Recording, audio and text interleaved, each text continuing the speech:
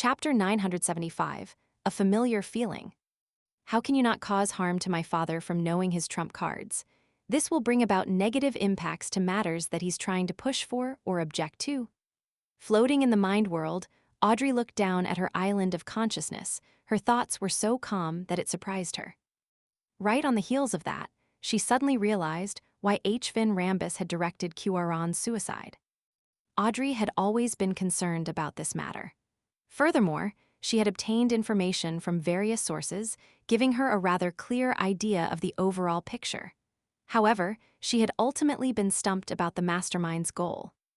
This trap seemed to be targeted at the purse strings of the Conservative Party, Baron Sindras. As long as he failed to respond properly, this powerful banker would have his problems exposed and end up handled by the official Beyonder organizations. However, the actual process seemed to lack the panache of a high-sequence Beyonder of the spectator pathway.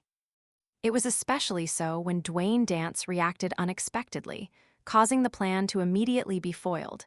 Yet, there wasn't any mending of the plan.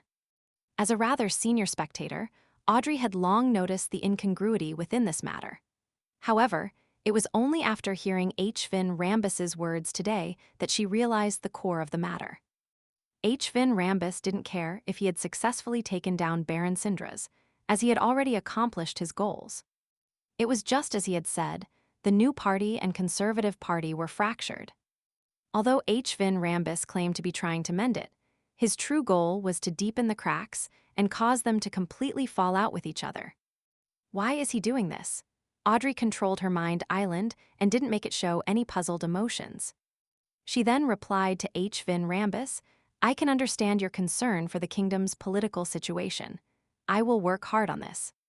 Just as she said that, the gloomy H. Finn Rambus on the Mind Island lowered his right hand from his forehead.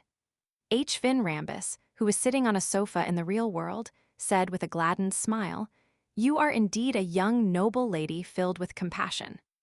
With that said, the old gentleman lowered his right leg, which was covered by grayish-blue trousers with lined patterns.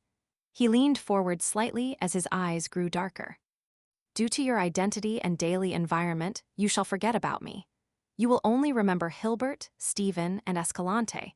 You will pass any information through them. When there are extremely pressing issues that need reporting, you will subconsciously visit me with the excuse of consulting me on some academic question. When you enter my room, your lost memories will recover. As H. Finn Rambus said those words, the him on Audrey's Mind Island opened his mouth and repeated the words. A rock took form and quickly plunged into the ground, sinking into the subconscious. At that moment, Audrey felt as though she had dissociated into two entities. One was a result of a mind island. She could no longer remember the appearance or name of the elder in front of her. She only knew that she had come to Stephen Hampers's residence and met a psychology alchemist's counselor, where she received the approbation of the acting method and received a new mission. Another her floated beneath the spirituality sky, acutely aware of everything that had happened. However, there wasn't much emotional changes. It was more optimistic than gloomy. Audrey was certain that the one in midair was her true self-conscious. Therefore, she didn't feel confounded. With her, as the true self, she controlled her other self and got up in a muddle. Yes, sir. After answering him, she rapidly straightened her body, and like a puppet who was being controlled by invisible strings, she walked to the door and left. At the instant she closed the door, the her in the mind world sky and the her corresponding to the island of consciousness fused as one. There were no longer any differences. The two entities with certain memory discrepancies instantly fused together, giving Audrey a few seconds of confusion. However, with plenty of experience in treating people and hypnotizing others, she very quickly and skillfully identified the differences. She then reconstructed every detail from before. What powerful mind reading and hypnosis! He directly entered my body of heart and mind, and even my soul body to exert influence via the sea of collective subconscious. Although Audrey had the blessings of the Fool's Angel, she felt that her recollections were like viewing old photographs. They were yellowed and faded, as though they were matters that happened years ago. I'll be able to do the same in the future. The blessings of Mr. Fool's Angel is really impressive. Humph, I'll only inform you of Father's take on unimportant matters. As Audrey's mind whirled, her mood turned for the better. Whoosh!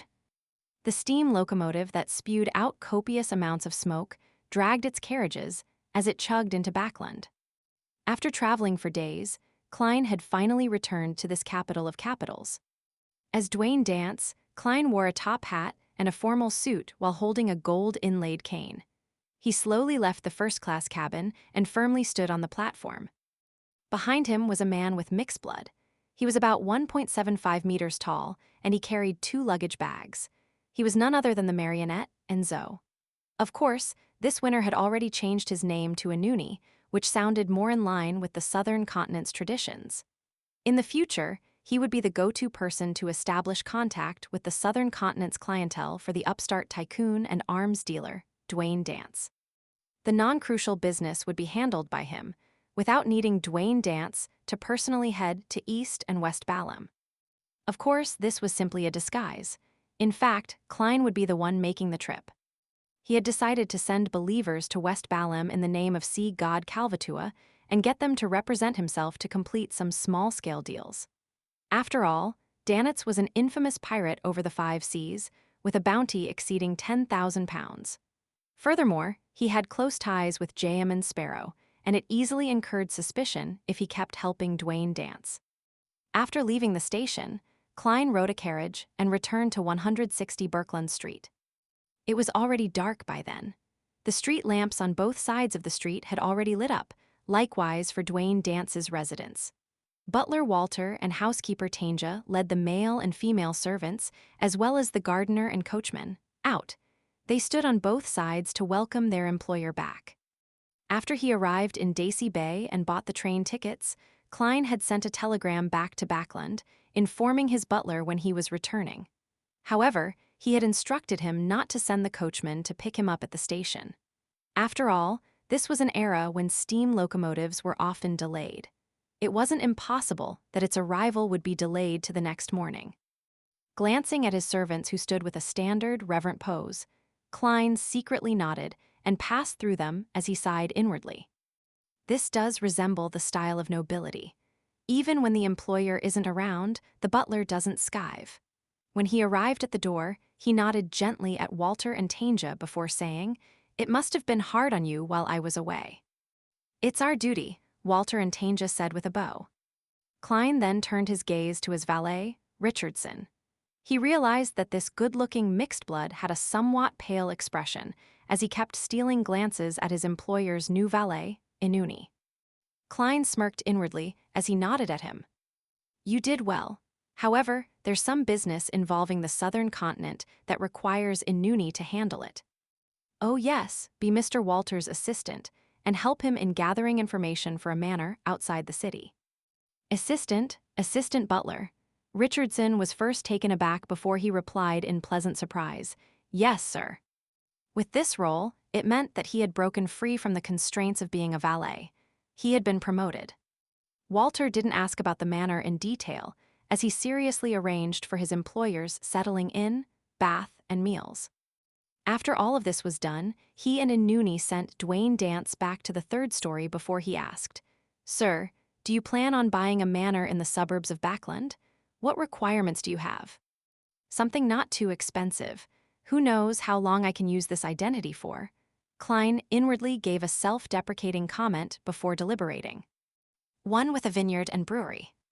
After completing the arms deal, he had already established himself in Backland's high society and had earned a huge sum of money. Therefore, it was necessary for him to own a manor.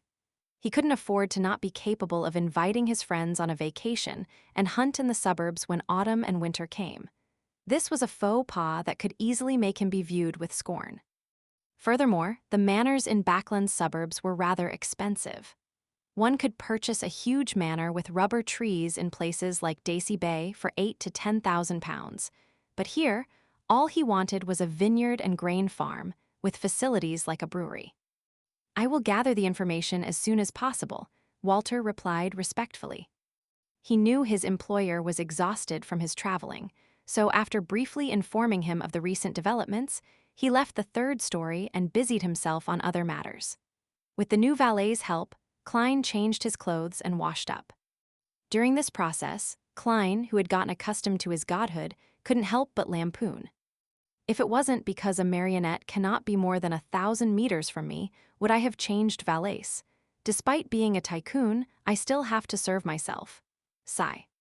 Amidst his sighs, he dismissed Winner and Nooney to the adjoining room and walked to the window. He looked at the lamplit backland, which resembled stars, as he allowed his thoughts to wander.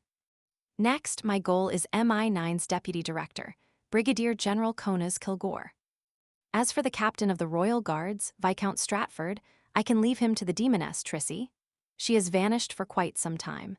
I wonder what he has been busy with. I wonder if she has come up with a way to approach that Viscount. I had previously informed her that I have other matters to tend to and wasn't free via the method she gave me. I'll later have to confirm that I'm free now and can continue our previous cooperation effort. After a while, Klein reined in his thoughts and got into bed. Without the help of cogitation, he fell deep asleep. After an unknown period of time, he suddenly opened his eyes and sensed that someone had entered 160 Birkeland Street. Here it comes again. Klein couldn't help but raise his hand to rub his temples.